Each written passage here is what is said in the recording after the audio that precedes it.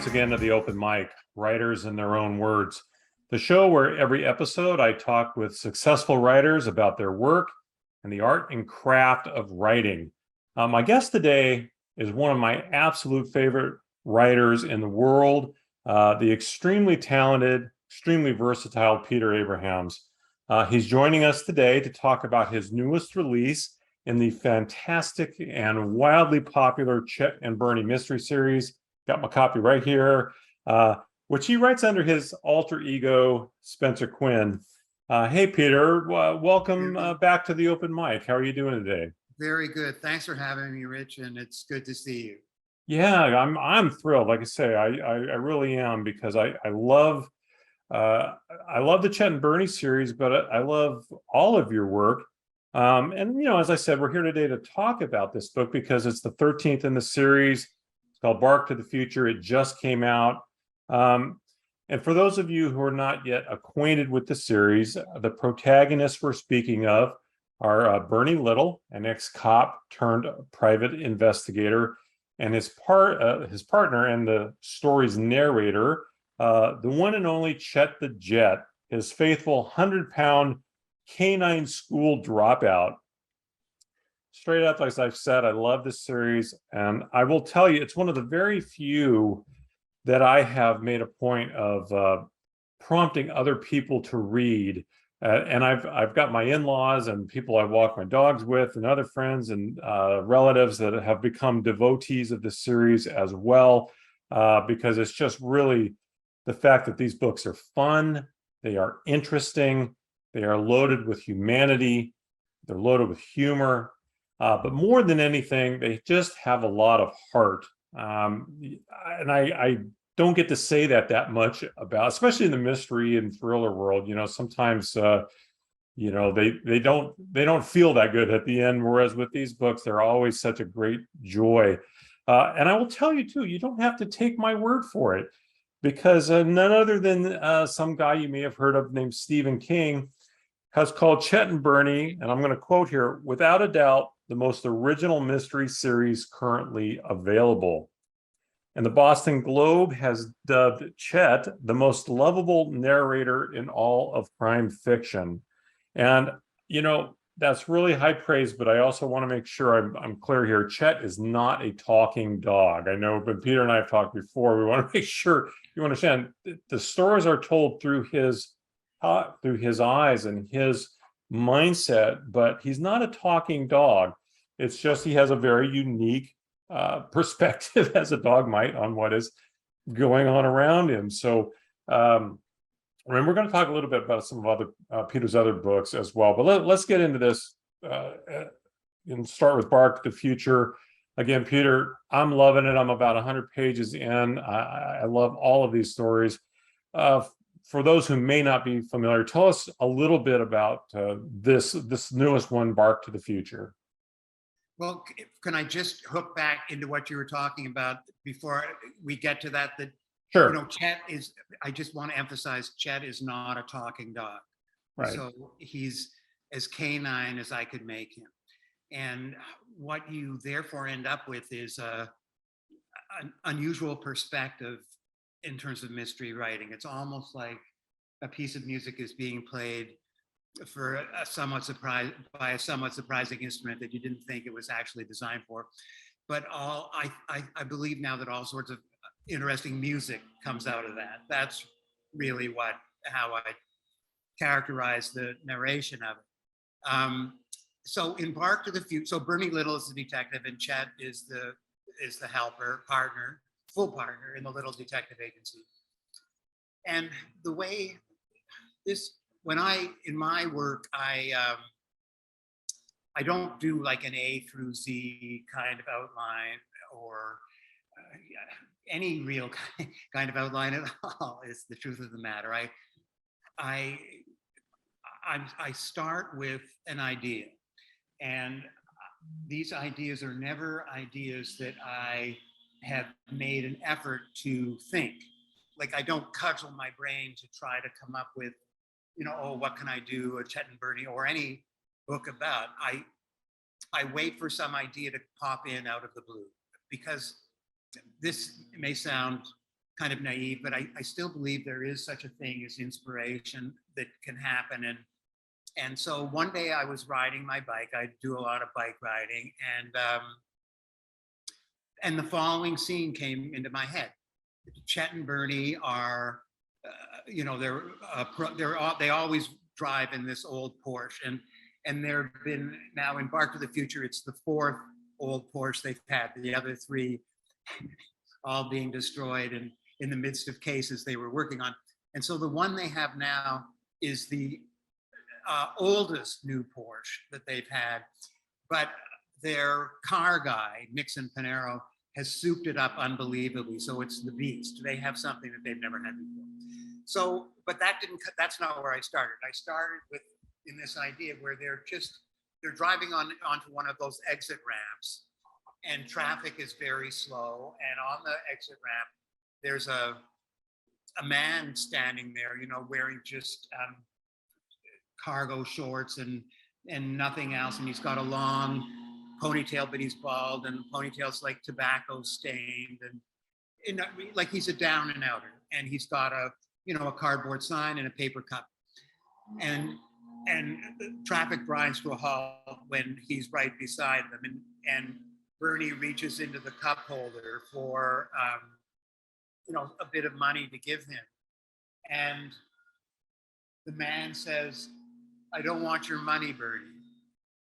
And that came into my mind. And the whole book was built off that scene. So Bernie realizes, well, he must know this person, and who is he? And it develops that. So Bernie was a high school athlete. In fact, an excellent pitcher, so good that it helped get him into West Point. And I hope you can't hear that noise of the leaf blower outside. We're getting a little bit, but it's okay. I hear you better than I hear that. Sure. I just, hang on one second. I'm sorry. I'm going to see if I can get them to stop. Okay, no problem.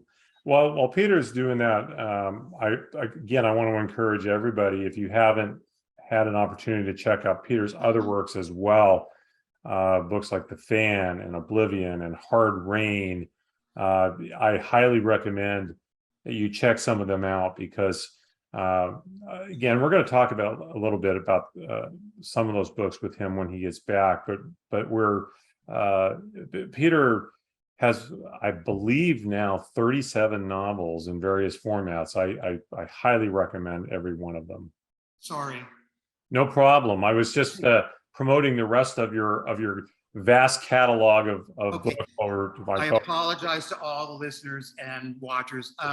So it develops that this homeless man, so Bernie was an excellent pitcher, and this homeless man is Rocket Saluka, who was this fleet-footed outfielder who played on the same team as Bernie.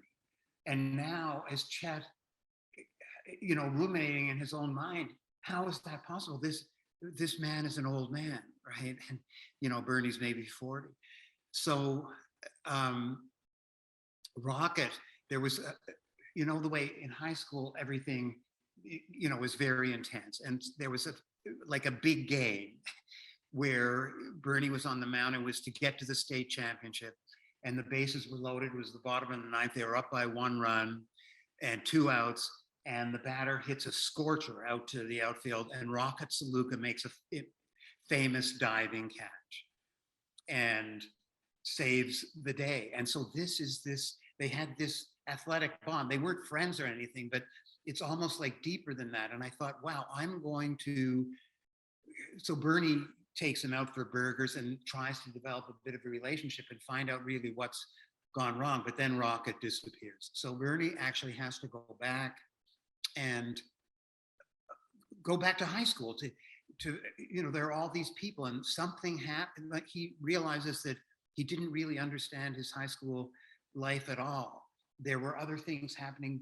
He was in his little silo of being a jock, and doing decently in school and having a very normal guy. And dark things were happening in that school, and they're still reverberating And now Rocket is like almost this personification of things that went bad. And so he starts going back into what happened back in those days and how it still affected things now. And so I got to put high school front and center in this book. And as I was saying before, it's high school is such an intense time, much more so than in college. I think it's your first time where you're a little bit out in the world, with not that much protection around you, discovering what it's like to be with a whole mix of people. And of course, there's the hormonal factor as well. Well, you know, Peter, one of the things that has always impressed me about these books, you know, when you read a lot of mystery books, which I do, you know, the idea of having a former cop turned PI is, you know, pretty standard. One of the things I love about Bernie's character, and of course Chet is the heart and soul of all this, but Bernie's character, he's, you know, a lot of times the traditional PI is a little omniscient almost, you know, it's like he reads everybody perfectly, and you know, he gets all these clues from body language, and it's just all these things, you know, it's very hard to get one over on him. Whereas Bernie's very intelligent, of course, and you know, he does have a lot of that, but he is also still learning and growing a lot as he goes along. He makes mistakes. I mean, I will just mention the Hawaiian pants for anybody who starts reading these. You know, he makes these kinds of very human mistakes that gives Chet that room to maybe bump him a little bit forward in his own way. And that's one of the things I was picking up on this right away is, you know, Bernie, he's right about that age where I think we all go through, where you start to realize, you know, because when you're young, you have the answers to everything. And as I always think, you know, as I get older, I don't have answers to anything. I only have more questions. And that's where I feel Bernie is at. And I really relate so much to him as a character because he's so different from so many of the other traditional PIs out there. If you would, I didn't really have this initially, but from, you know, when we're talking about here, give me a little bit, I guess, about what your thinking was when you developed this character, because I think he's very memorable. Well, my organized thinking is pitiful. Rich, this is so frustrating because I wish I had a good answer. He just sort of happened, and so if I, you know, sort of look back now that he's sort of out there, I can kind of analyze and see what you're saying, and I can support it totally. But I didn't like do a character sketch or anything like that where, okay, so Bernie is going to be X, Y, Z, and to show the X, they'll have this. He just grew organically in my mind. But I agree with what you're saying. Okay, so this is going to sound crazy when you know, when you're dealing with stories that are narrated by a dog, but I wanted these to be very realistic at the same time. And I wanted Bernie to be a real person, and real people are very rarely perfect, even in one characteristic, like being able to read people perfectly. I mean, Bernie can be duped, and he has been duped. Chet, it's much harder to dupe Chet because he's okay. So in a way, he's an unreliable narrator, but within his little sphere, he's as reliable as it gets. It's just that isn't always communicated. But he can read, you know, because he's got this fantastic sense of smell and his sense of hearing too. He's approaching the whole physical world in a very different way, and some things that to our eyesight are opaque, to him they're just transparent because it doesn't matter. He can smell a liar, you know, that type of thing. And so the reader is often ahead of Bernie, you know, because absorbing what, and so the reader can know that Bernie's in danger when Bernie has no idea that he's Right. in danger. So, but I think you mentioned the characters of Bernie has kind of grown because he develops relationships with people during the series. You can read this series in any order. but and I try to make it, fill in any blank in the later books so that you'll know what's going on. But I think the more he lives, the deeper he gets. That's what I'd say about And he's a genuinely good person. So many of the detectives out there are hard-boiled and they've done bad things or whatever the case may be. But he follows this moral code without beating you over the head with it, right? He's just, sometimes he makes a mistake, but it's not out of being a bad person or some other thing. He may not just not have information, but he's really a good person. And he's a very quiet, he's not quite laconic, I would guess, but he's a man of few words. And sometimes that bites him in the ass. He probably could have used more words in dealing with Susie, but that's life and things go forward. And that's one of the things I find really endearing about both these characters. I don't want to say Chet is very human. He's not, but he's very much, Bernie's very, very much a very human person. You could I think very relatable. And I want to follow up on that because Chet and Bernie, of course, have camaraderie, and it's just great. The relationship they have.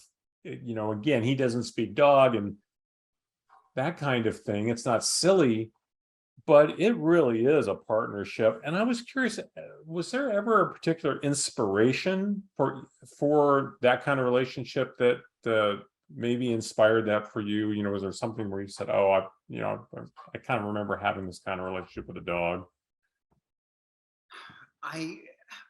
Of course, I never could have done this series without, we've always had dogs, as many as 3 at a time, and now we have 2. So, but I don't do research on them, but it's by osmosis. I mean, I've just seen lots of things they do, and there's something, the relationship, if you have a good relationship with a dog, there's something, they're a perfect companion in a kind of way. And in terms of writing fiction, people talk to their dogs, and you would never lie to your dog, right? If you're talking to your dog, you would tell the truth. So Bernie, that's one sort of route in way of seeing what's going on inside Bernie. His guard is completely down when he's talking to Chet. So in a way, you the reader are observing almost these soliloquies is what's going on, because of course Chet doesn't answer, right? It's just, so I think there's something, and Bernie cares so much about Chet. I mean, so here, I'll just tell you a little story. I was at a book festival once, and somebody in the audience said, what about writer's block? Okay, so were there 3 writers that were up on stools on a stage, looking awkward the way writers do, and somebody in the audience said, what about writer's block? And the other 2 writers bemoaned writer's block. And I said, I knock on wood, but I've never had it, because if I ever think I'm not sure where to go next, I take a step back from the story and remember what the beating heart of the whole novel is. And then a narrative route suggests itself. And in the Chet and Bernie series, it's the love between Chet and Bernie. That's the beating heart of the series. And so that's what makes the whole, and then a route suggests itself. So that's what makes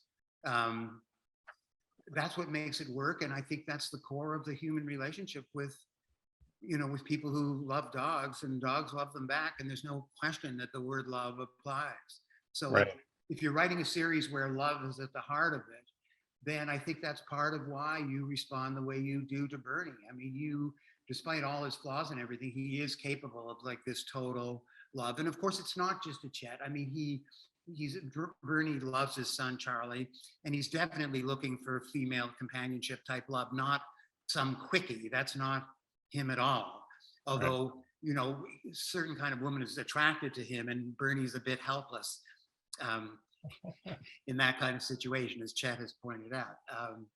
But the other thing about him that you were, I think, getting close to is he's not a self-promoter. In Yes. fact, that's something that his mother, who is a piece of work and lives in Florida, whereas Bernie is in Arizona. But she says you've got to, sell yourself, but he just can't. Right. I'm the other thing I'm always curious about, because, and we've talked about this before, where, you really wanted these from the beginning to be, still a classic and traditional mystery. You wanted to stay inside those lines, with, fully developed plots and, not just rely on some gimmick. You wanted these to be solid. And I will say you've nailed it. You've 100% accomplished everything about that. But I am curious, as you have gone on, do you ever struggle maybe to stay inside those lines a little bit? Or have you ever read something that you've written and then gone back and said, oh, I think I made Chet a little too human-like in this. I need to revisit this. I mean, is that something that comes into play as you're working on these books? Well, what comes into play is that I have, in some ways, a daring personality and so I know that box of, the Chet box, I have to stay within that box and not anthropomorphize him. But I've certainly pushed against it at times. And, but in my mind, never too much where a warning bell goes off. And if that should happen, I would, whatever it is that I just written, I would delete it. So sometimes in my mind, I'm writing away, and I'm about to do exactly what you just talked about, Rich. I just don't write it. That's the way it happens. It usually doesn't happen in a revision situation. It happens in sort of a self-discipline situation prior to when we, get to anything on paper. So you're already attuned to it. You're already attuned to it, and you're attuned to that issue. Oh, absolutely. Oh, for sure. That it has. I mean, when the whole series occurred to me, I mean, there were three sort of, posts that it stands on. One is that it's going to be a series narrated by a dog. Two, it's going to be based on the age-old Holmes and Watson format, where the sidekick tells a story in the first person, like Dr. Watson. But third, that this narrating dog would be as canine as sidekick.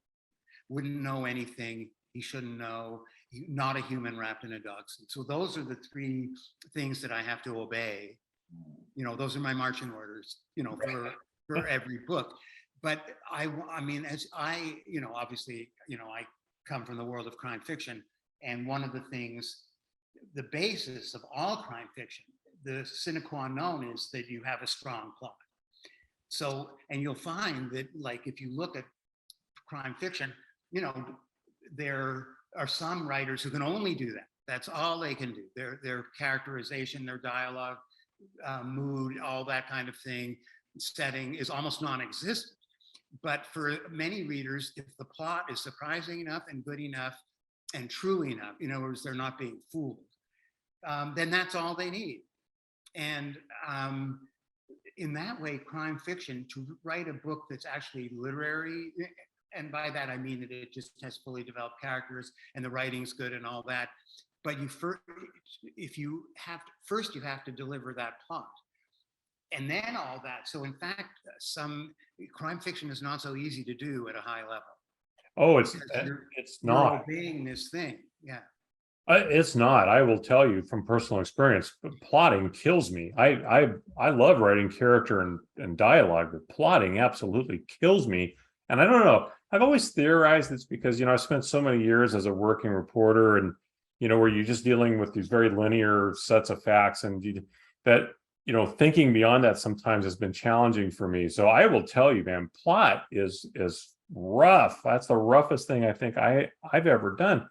And I want to ask you something along those lines because, I've mentioned this already, but previous to the Chet and Bernie series, you had already crafted a fabulous career as a suspense and thriller and crime fiction author. I'll bring up that Stephen King guy again. He called you his favorite American suspense author, which is incredibly high praise. Was it hard for you, given that you had crafted so much of a successful place for yourself in this world? Was it harder to maybe pivot away from those darker, more traditional works to something that's a little more lighthearted in the way Chet and Bernie is? What a great question. And I'm, was it hard to do? No, it wasn't. And the reason is that I think I had done in the dark world everything I wanted to do. But coupled with, okay, so that I didn't feel as dark inside, I think, about, I think I'd gotten it out of me in a sort of way. The Chet and Bernie novels are not cozies. There's plenty of darkness in them, but everything you Right. said about at the end, you feel okay, good. Having read it, that's what I wanted to do. So now I'm not saying that I'll never, well, okay, I am saying that I would never probably go, I would never probably go back to writing that. The next book after Bark to the Future is actually not a Chet and Bernie. It's called Mrs. Plansky's Revenge. And I would say it's somewhat darker, but still not like, it's a real mixture. And then there's going to be more Chet and Bernie after that, and probably more of Mrs. Plansky too. But I just thought I'd really done it in terms of what I could do. But in terms of plotting, it's hard for me too. So what's really good, here's a little like tip. Okay, so we're talking about Bark to the Future. Okay, so something happened in high school, right? It's the root of all this, why Rocket Saluka is like he is, and why he's disappeared, and who else is involved. And there's this switchblade knife that was made, and it's almost like a Maltese Falcon that you follow through the book. But why did this happen? So I have done books where what I just said to you was already there in my mind, but I didn't know why it happened. I found that out during the course of the book. It's way better in plotting if you can say, okay, in this high school, this was the situation that pertained. This guy did this, this woman did that, he thought this, she thought this, and that ended up with boom. And that's the little thing at the core. And then you just find, okay, what's my point of entry going to be into that? Because that's the beginning. That's when you start telling the story, right? So this is your little core. Here's the point of entry. And it can be something that's very misleading. The first step is a misstep. It's very good to almost always have the first step as a misstep. And then you go through this kind of maze and get to the truth. So that's what plotting is all about. So with this book, I didn't have the little circle beautifully complete, but I knew I had it good enough to go. And of course, so you have this oblique entry sometimes. And then in terms of Chet, you have his narration, which is, okay, so this, solving crime, you find these clues and you make them into a logical chain. Well, Chet can't do that, right? And even if he could, when an important clue was coming along, he might sniff a Cheez-It, behind the refrigerator, and you miss it. So he's so what you've done is you've unglued the whole apparatus of the mystery book. And there are these shards now. You've got these shards. And it's in the unglued spaces, actually, where the personality of Chet exerts itself. That's sort of what's going on. Does that process get easier or harder for you when you're working in a series where the characters are repeating, and especially once you've built up an audience? Is it constraining in any way? Does it make it easier to develop plots because you feel like you really, really do understand these characters and they're going to do things in a way that you understand? Or does it maybe feel a little limiting and you don't want to do certain things because there might be expectations or some other external thing from just sitting down and letting the story flow out of you? Okay, external is verboten in my mind. You can't, you've got to make this process as static free as you can. And if I'm starting to think about, oh, what's some reader going to think about this, or I mean, that's a paralyzing. You don't want paralyzing. You want to. So I just okay, but then I think you're getting close to sort of how do you keep it fresh, and luck is involved. And one of the really lucky things is this voice of Chet. I just love writing in this voice. So when I turn to it, and because I'm writing in the first person, which I actually in all my other work that you so nicely referenced, I never wrote in the first person. Right. It was all in the third person close. This is me in the first person, and I love writing in it, and I love doing this voice. And as if I'm not saying that if the work feels fresh to the writer, then it's necessarily going to feel fresh to the reader too, because there's a lot of technique involved. But you're on the road to that, and I'm fortunate in that. Well, I've written a lot, right? And I started with, I mean, realistically, a pretty strong technique. So that part is there, and so if I'm feeling fresh about the material, the little toolkit just opens up naturally, and I'm flowing. If I had to force the voice, like make it happen, well, then I would stop, because I'm not in this to do it that way, to force, tinker and tinker, and that's not me. I've never asked you this before, and it only occurred to me recently. Again, you'd had so much success in your previous work. What was your agent's response when you said, I've got a great idea and it involves a dog narrator? What was the response?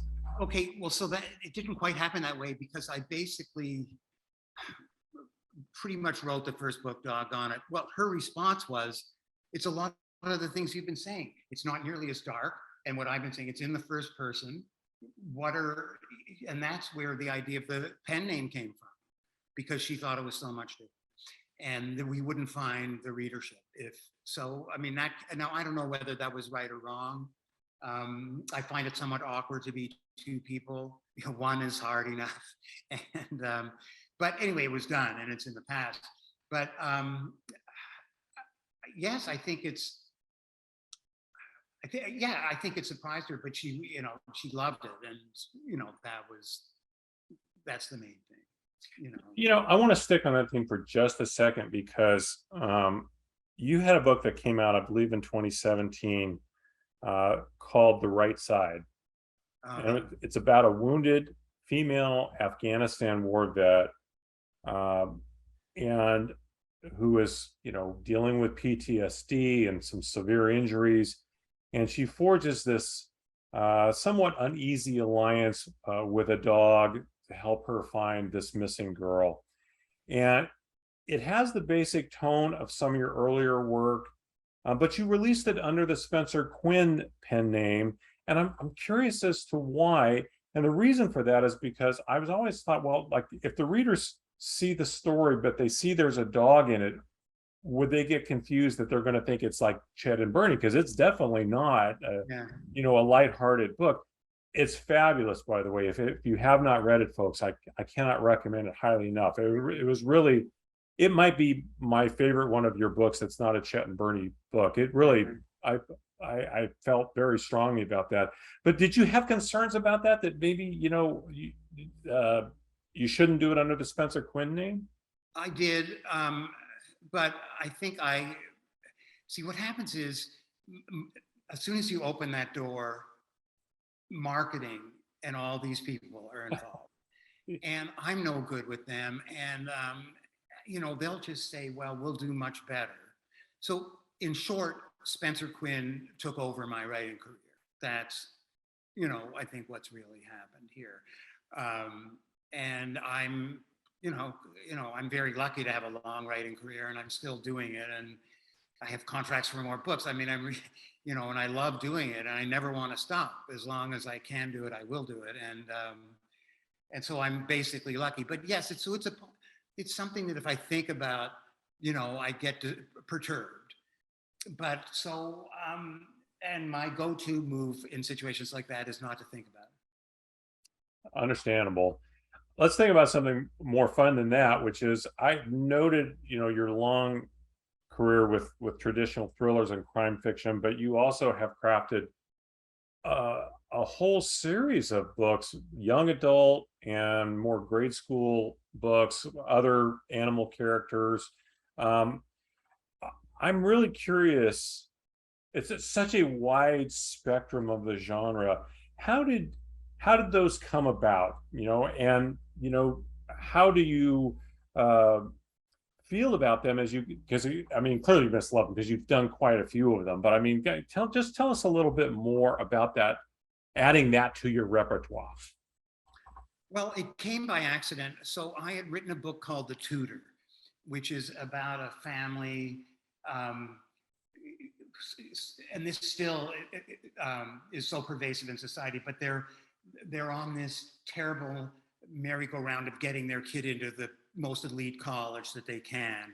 And so, one of the barriers is standardized testing, and they've got to, sort of get him up to speed, their son, high school son, so that he'll be able to do well on that kind of test, so that he'll get into Harvard, even though they went to UConn and did fine, right? But this kind of thing where parents are investing so much of their own self-worth in these hurdles that the kids have to actually get over. So they hire this, tutor to get him up to speed.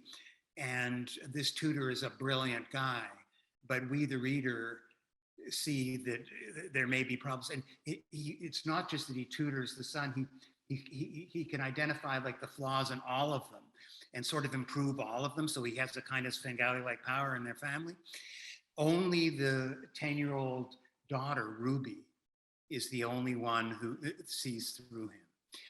So after that book came out, I got a call from an editor at Harper Children's who said, I read this book. Can we have more of a character like Ruby? Would you be? So that's how the Echo Falls series came about. So it's about a 13-year-old girl named Ingrid who loves Sherlock Holmes. And these cases happen in her little Connecticut town. And I loved writing that series, and the reaction from kids, it was just great. So I've done, and so after Chet, the same thing roughly happened. Scholastic got in touch saying, could you do something for kids? And then, so in terms of how the changes I do in my approach, I don't think out any changes, but the characters are young. And so the voice of the young just comes to me because I was once a 13-year-old kid, and we're like trees with rings, and I can access that 13-year-old ring and get that on the page. So I don't worry that that the vocabulary would be wrong. It's just going to be the kid world. And of course, I have 4 kids of my own, and now grandchildren. I know kids, and so they're there. But I love, you get wonderful reaction from kids, and that's it's really a blessing. So if I can just quickly so after the first one of the Echo Falls series came out, which was called Down the Rabbit Hole, of course, so kids are so direct, and so I got lots of emails from kids, but my favorite was this, which I've memorized. I have to do a report on your book, Down the Rabbit Hole. Please tell me the story in your own words. Well, it doesn't get any better than that. Oh, I love that. So your book, The Fan, was made into a movie. Starred Robert De Niro and Wesley Snipes. I loved the book. One of my very favorite books of yours. I know you've had several of your novels optioned for movies, and I believe even Chet and Bernie was optioned. But we haven't seen any more of those actually become, which is 100% normal. I mean, I think it's the more abnormal thing would be to have your book actually made, right?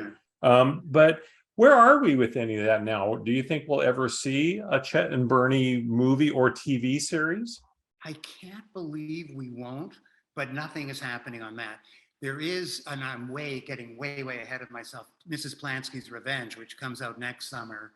I mean, is attracting interest out there already, but you know, because they've seen, you know, the manuscript, or they're being shown it now.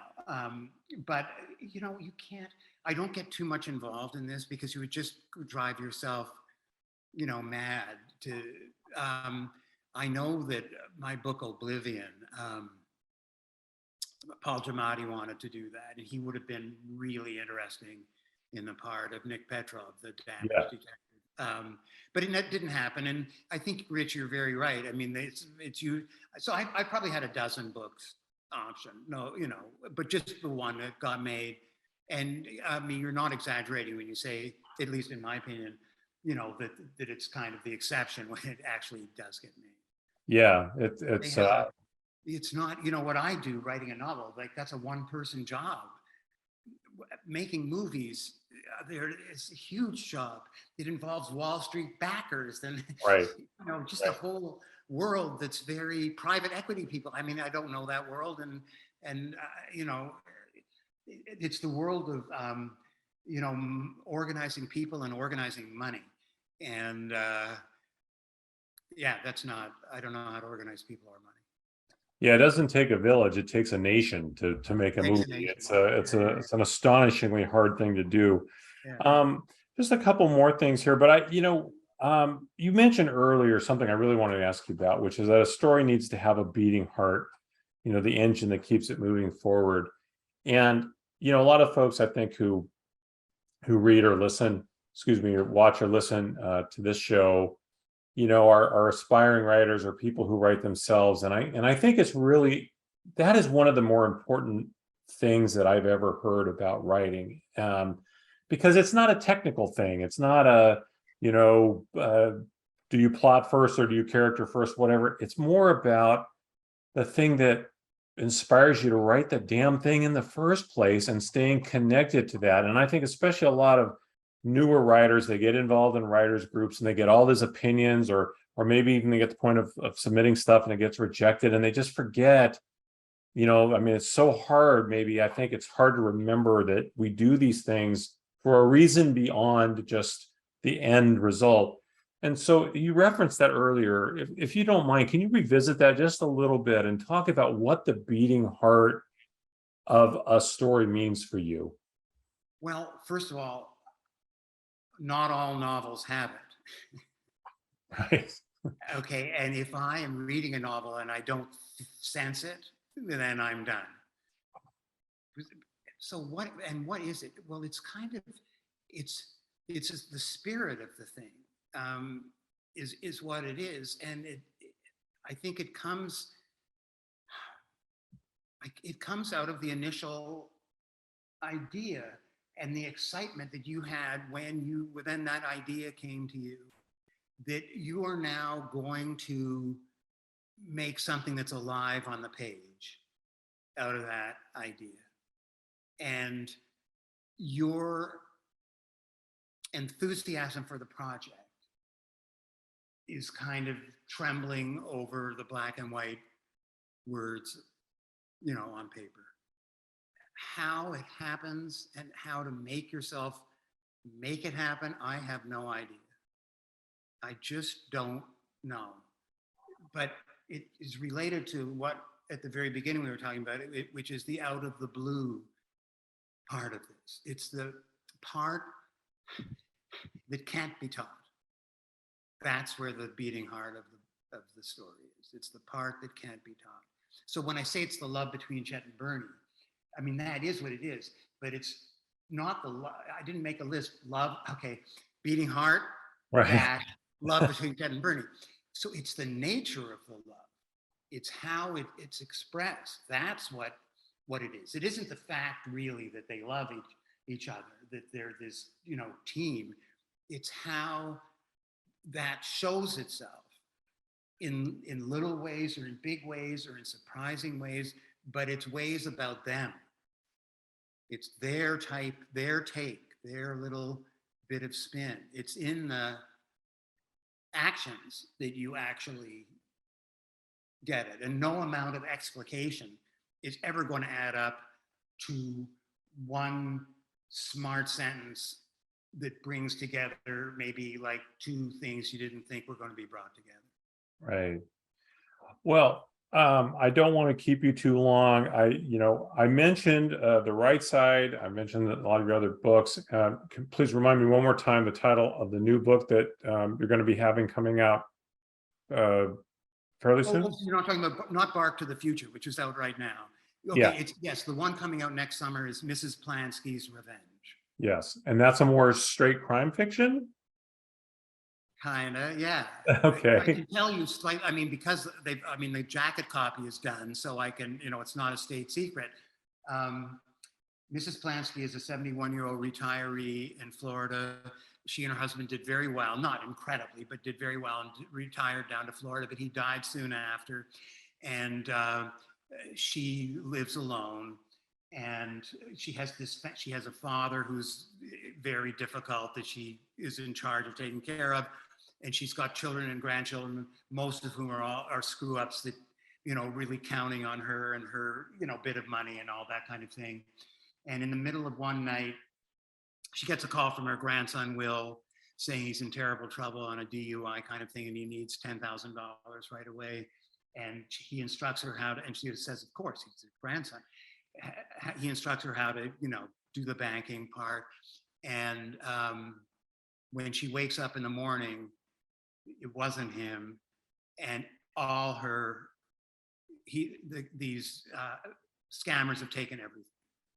And the FBI tells her, they're in Romania or somewhere in some town that's known for this, and kiss it goodbye. There's nothing they can do. But she's so humiliated. That's it more than anything, that they've taken, it's almost like they took her husband who's already dead and they build everything together. And now she's offended and humiliated, and she wants her life back. It's not even so much the money. So she goes to Romania to get her money back.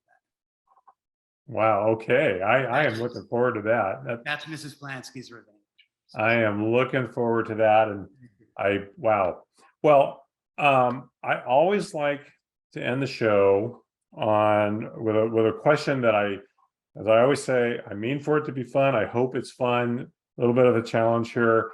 Let's just say that I had the magical power to put you together with any one of the following three people for dinner, drinks, conversation, whatever you like.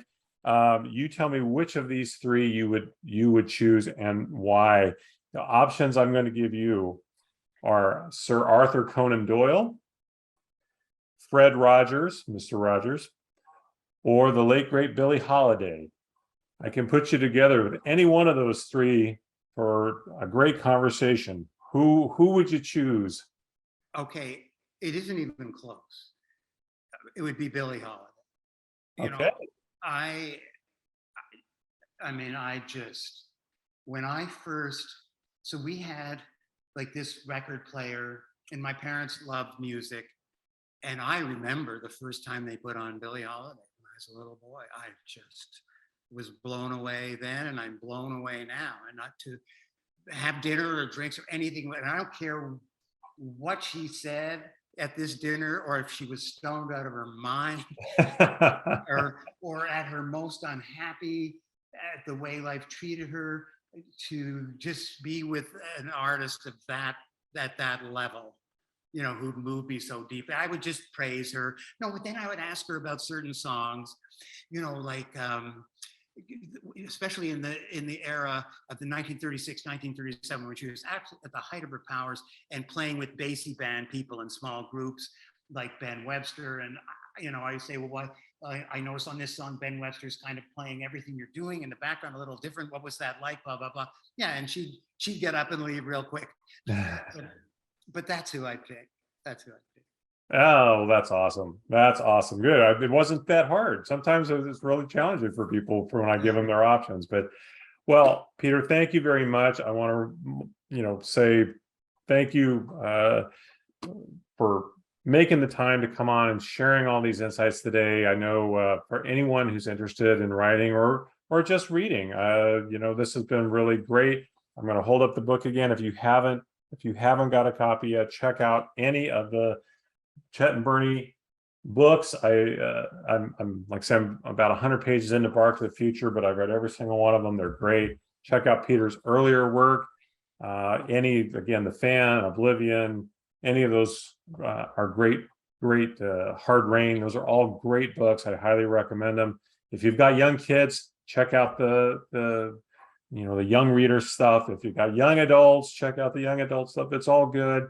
And if you enjoyed this show, do me a solid, go on iTunes or wherever it is you're getting your podcast stuff. Give me a nice review. 5 stars would be great. Subscribe if you can to whether it's the YouTube channel or the podcast. That helps other people find the show. And I guarantee you, you're not going to get this kind of thing all the time from everybody. I'm fortunate that people like Peter come on and share this stuff with me. So take advantage of it where you can, but help me out if you can too by subscribing and sharing. Tell one other person if you can. That's always the best way. Word of mouth is the best thing. If you just tell one other person about the show, and maybe they tune in too, that would be great. I would greatly appreciate that. Peter, best of luck with the book.